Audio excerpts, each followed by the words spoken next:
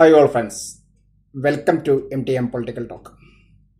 അപ്പോൾ നമ്മൾ ഒന്ന് രണ്ട് വീഡിയോകളിൽ ഇതിന് മുൻപ് പ്രതിപാദിച്ചിരുന്നു 100 സീറ്റിൻ്റെ മേലെ കിട്ടും എന്നത്. ഈ എക്സിറ്റ് പോൾ വന്നതിന് ശേഷവും നമ്മൾ അതുമായി ബന്ധപ്പെട്ട് പ്രവചനം നടത്തിയിരുന്നു.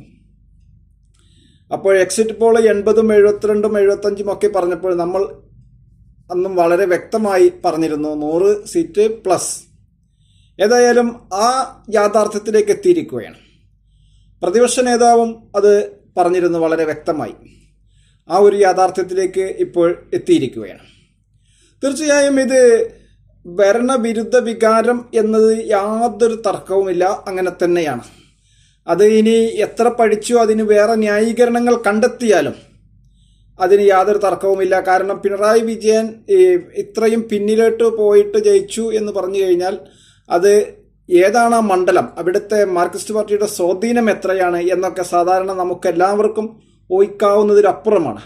അങ്ങനെയുള്ള ഒരു സ്ഥലത്ത് UDF സ്ഥാനാർത്ഥി തുടക്കത്തിൽ ലീഡ് ചെയ്തു എന്നത് വളരെ മാർക്സിസ്റ്റ് പാർട്ടിയെ സംബന്ധിച്ചിടത്തോളം വളരെ നിരാശാജനകം തന്നെയാണ്. LDF convener തോറ്റിരിക്കുകയാണ്.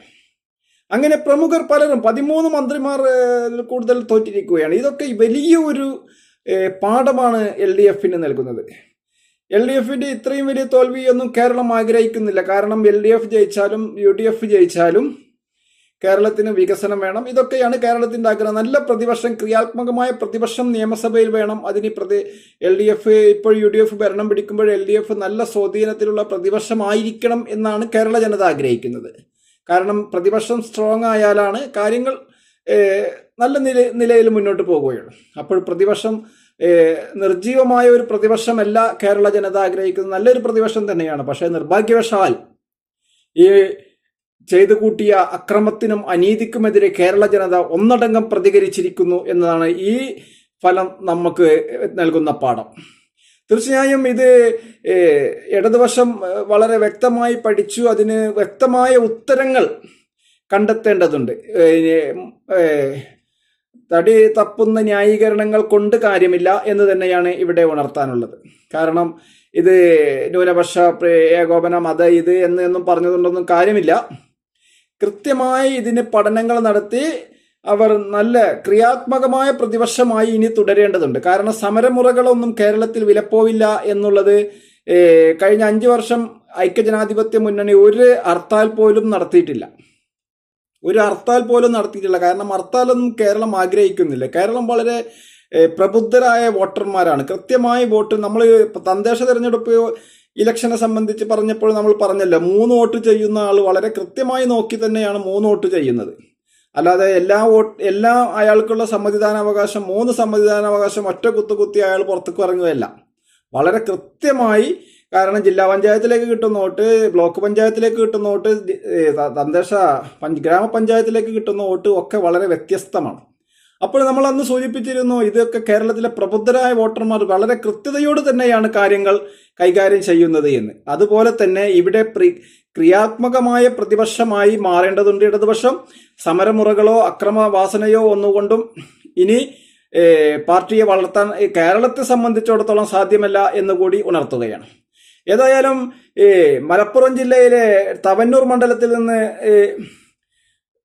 VS ജോയ് വിജയിച്ചു. വളരെ നല്ല ഒരു വിജയം. കാരണം മലപ്പുറം ജില്ലയിൽ മറ്റ് സീറ്റുകളില്ല ഇടതുപക്ഷത്തിന്, എല്ലാ സീറ്റിലും വിജയിച്ചു.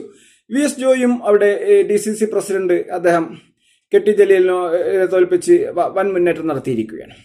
ഇതൊക്കെ മറ്റുള്ള മാനദണ്ഡങ്ങൾ വെക്കുന്നവർക്ക് ഒരു പാഠമാണ്. അതുകൂടി ഇവിടെ ഉണർത്തേണ്ടതുണ്ട്. കാരണം മറ്റുള്ള മാനദണ്ഡങ്ങൾ വെച്ച് പേരുകൾ നോക്കി എന്നൊക്കെ കഴിഞ്ഞ ഇലക്ഷനിലൊക്കെ പറഞ്ഞ് തദ്ദേശ തെരഞ്ഞെടുപ്പിലൊക്കെ പ്രസ്താവനകൾ നടത്തിയ നേതാക്കന്മാർക്കൊക്കെ ഒരു പാഠമാണ് തവന്നൂർ മണ്ഡലത്തിലെ UDF വിജയം. മലപ്പുറം ജില്ലയിൽ എല്ലാ സീറ്റുകളിലും വിജയിച്ചു എന്ന് മാത്രമല്ല, മലപ്പുറം ജില്ലയിൽ LDF MLA-മാരില്ല, മലപ്പുറം ജില്ലാ പഞ്ചായത്തിൽ പ്രതിപക്ഷമില്ല. ഇതൊക്കെയാണ് ഇപ്പോൾ ഇടതുപക്ഷം നേരിടുന്ന വലിയ വെല്ലുവിളികൾ. തീർച്ചയായും ഇത് ഒരു വൻ വിജയം തന്നെയാണ്. UDF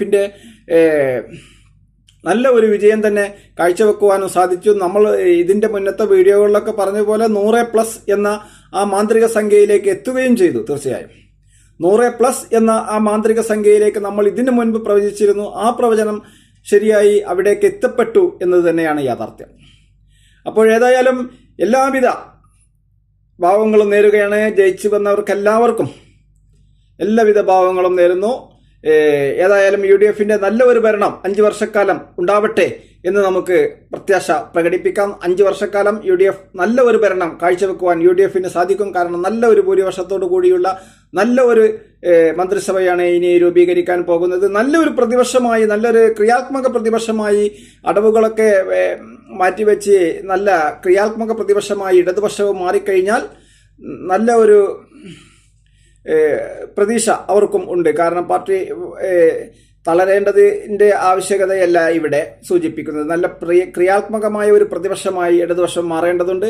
സമരമുറകളല്ല ഇനി കേരളത്തിന് ആവശ്യം. സമരമുറകൾ കൊണ്ട് കേരളം ഒരിക്കലും അംഗീകരിക്കുന്ന കാലഘട്ടം കഴിഞ്ഞുപോയി എന്നുകൂടി ഓർമ്മിപ്പിക്കുകയാണ്. അപ്പോൾ ഏതായാലും ഈ UDFന്റെ ഈ 100+ ഈ വിജയത്തിൽ നമ്മൾ എല്ലാവരും ആഹ്ലാദിക്കുകയാണ്, ആശംസിക്കുകയാണ്. എല്ലാവർക്കും, ജയിച്ചു വന്നവർക്ക് എല്ലാവർക്കും, അതിനുവേണ്ടി പ്രവർത്തിച്ച എല്ലാവർക്കും, വോട്ടർമാർക്കും, പ്രബുദ്ധരായ വോട്ടർമാർക്ക്, അതാണ് ഇതിൻ്റെ സൂചിപ്പിക്കാനുള്ള, പ്രബുദ്ധരായ വോട്ടർമാർക്ക് എല്ലാവർക്കും